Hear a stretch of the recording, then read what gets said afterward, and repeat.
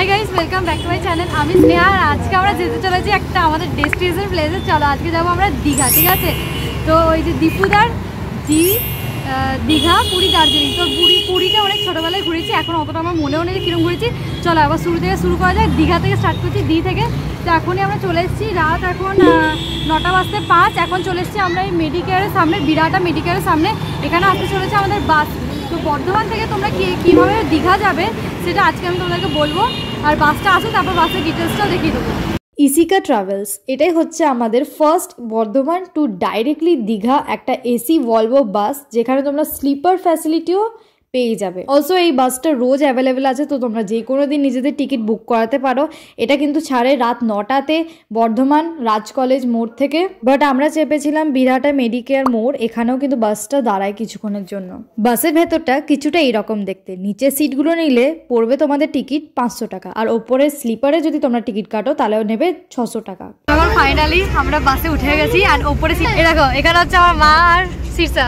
মা হাই করে দাও। তো মা পর্দা লাগিয়ে দাও। এটা সবার আলাদা আলাদা কেবিন হয়ে গেছে, আলাদা কেবিন হয়ে গেছে। আর এখানে লাইট জ্বলছে বলে ভিডিওটা করছি। এখানে পাপা বসে আছে আমার সাথে। অলসো এখানে মাখানাও কিনেছি। সাইডে রয়েছে আমরা, তো পুরো একদম কেবিনের মতো ঘরের মতো একদম করে দিয়েছে। আমার তো মানে বাস ভেবেছিলাম বাস জার্নি কীরকম হবে না হবে, মনে তো হচ্ছে কমফোর্টেবল হবে, দেখা যাক কীরকম হয় সকাল অবধি।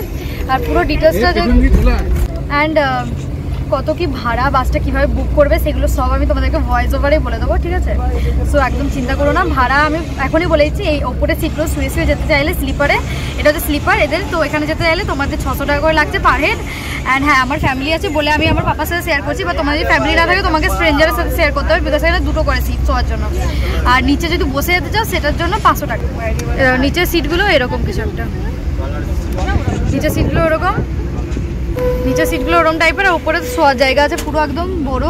তারপরে এখানে আর বোতল রাখার জায়গা পেয়ে যাবে, এখানে তোমার জুতো রাখার জায়গা পেয়ে যাবে। এখানে একটা ছোটোবেলা এটা আছে, বাট এটা চলছে না। চলো এবার দেখা হচ্ছে কালকে সকালে ভোর 5টায়, বা যেখানে স্টপেজ দেবে সেখানে দেখা হচ্ছে। চলো বাসে ওঠা মাত্রই আমাদের হাতে চলে এসছে এই বিস্কিটের প্যাকেট, 2 প্যাকেট দিল। আর এই রকম সাইজের জলের বোতল দুটো দিয়ে দিল সবাইকে পার পার্সন। এই একটা জলের বোতল আর একটা বিস্কিটের প্যাকেট দেওয়া হচ্ছে, তো তোমরাও এটা কিন্তু পাবে। দেখো এটা কিন্তু আমারও ফার্স্ট টাইম, তো আমি জানি না যে কী হবে না হবে। আমি তোমাদের সাথে ভিডিওর মাধ্যমে শেয়ার করছি যাতে তোমাদের ফার্স্ট টাইমটা আননোয়িংলি না যায়। আমারটা দেখে তোমরা জানবে যে কী কী এখান থেকে অলরেডি প্রোভাইড করা হচ্ছে। অ্যান্ড এখানে কিন্তু কোনো ব্ল্যাঙ্কেট দেওয়া হচ্ছে না, সো আমরা নিজেদের ব্ল্যাঙ্কেট নিজেরা ক্যারি করছি, আর আপনারাও নিজেদের ব্ল্যাঙ্কেট নিজেরা ক্যারি করবেন। বাট জল আর বিস্কিটের প্যাকেট এটা প্রোভাইড করছে।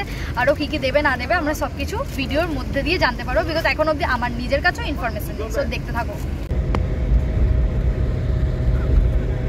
তো এখন দাঁড়িয়েছে আমাদের বাসটা আরামবাগে, প্রায় 10-15 মিনিট মতো দাঁড়াচ্ছে। এখানে ওয়াশরুম সবাই ব্যবহার করছে, তারপরে খাবার দাবারও পাওয়া যাচ্ছে, ধরো ডিম টোস্ট এগুলো। আমি এখন আর নামিনি, আমার মানে ওয়াশরুম ইউজ করে চলে এসেছি। এবার বাসটা কিছুক্ষণ পরেই ছাড়বে। এই দেখো এখান থেকে ডিম টোস্ট সব কিছু প্রিপেয়ার হচ্ছে। চলো এখন একটা স্টপেজ পেরিয়ে যাবো, আবার 2 ঘন্টা পর আবার স্টপেজ দেবে। জানি না, যদি জেগে থাকি তাহলে তোমাদেরকে দেখাবো। তো সেকেন্ড স্টপেজ হচ্ছে কোলাঘাট, অ্যান্ড এখানে পৌঁছাতে পারছে রাত 1টা। এই অমিত হোটেলে বাসটা প্রায় আধ ঘন্টা মতন দাঁড়ায়, অ্যান্ড এখানেই আমরা সারবো আজকে ডিনারটা। রাতে খাবার জন্য অর্ডার করে নিয়েছিলাম এই রুটি আর তরকার থালিটা। এখানে দেওয়া হয়েছিল ডিম তরকা 1 প্লেট, আর 2টো রুমালি রুটি না তন্দুরি রুটি সেটা বলতে পারবো না, কিন্তু খেতে বেশ ভালোই ছিল। অ্যান্ড এটার দাম নিয়েছিল মোস্ট প্রবাবলি 125। তবে রাতে যারা রুটি খাও না ভাত খাও তাদের জন্য কিন্তু গরম গরম ভাতেরও ব্যবস্থা ছিল।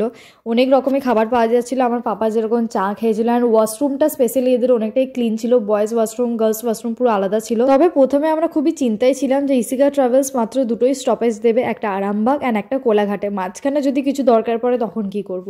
বাট বিশ্বাস করো এই দুটোই এনাফ ছিল, মাঝখানে কোনো দরকার হয়নি। অ্যান্ড তারপরে ভোর 4টের সময় ঘুমিয়ে উঠে দেখি যে আমরা পৌঁছে গেছি আমাদের ডেস্টিনেশনে, that is new Digha. Good morning.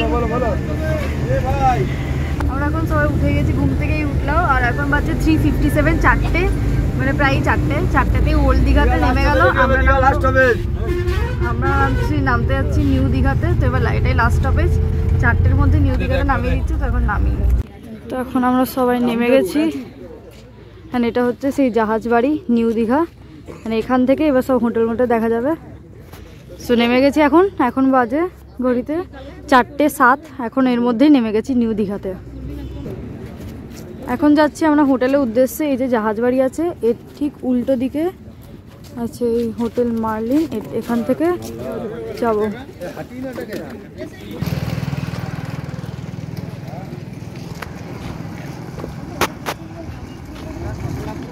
জাহাজ বাড়ির ঠিক অপোজিটে এই রাস্তাটাতে আছে দ্য RS গ্রুপ ইন, এর থেকে চলে যাবে। চলো গাইজ, প্রচণ্ড ঠান্ডা লাগছে সকালবেলা, কিন্তু প্রচণ্ড ঠান্ডা লাগছে সত্যি বলতে। যদিও অনেক জামা কাপড় কিনেছি, জানি না পড়তে পারবো নাকি, এত ঠান্ডা লাগছে। এখন তো রোদ বেরোলে হয়তো পারবো, দেখা যাক। চলো এখন হাঁটতে থাকি কিছুক্ষণ, দেখি কতক্ষণ লাগে হাঁটতে হাঁটতে। কি ঠান্ডা। চলো গাইজ, খুঁজে পাই আগে তো হোটেলটা। হাঁটতে হাঁটতে এটা চোখে পড়লো, BP ইন্টারন্যাশনাল। দেখতে কিন্তু দারুণ লাগছে, কিন্তু আমরা আগে থেকে বুকিং করিনি, এখনই সব রুম থেকে করবো। ফোনে কথা বলে রেখেছিলাম, দেখা যাক কি হয়। ফাইনালি পেয়ে গেছে, এটা হচ্ছে আমাদের রুম। এরকম লার্জ সাইজের দুটো বেড আছে, এদিকে আছে ড্রেসিং টেবিল। এটা হচ্ছে আমরা অনেক ঘোরার পর পেয়েছি, শুধু বুকিং ছিল না তাই পাচ্ছিলামই না। উল্টো দিকে দেখো সোফাও রয়েছে, sofa set and T table. তারপরে এটা ওয়াশরুম আছে, আর এটা মানে ডেস্ক আছে, টিভি আছে। ওয়াশরুমটাও আশা করি বড়ই, হ্যাঁ ওয়াশরুমটা মোটামুটি বড়ই। ওয়েস্টার্ন টয়লেট আছে, basin and here I am. আরেকটা বারান্দাও আছে, দেখাচ্ছি তোমাদেরকে। এখান থেকে পাশে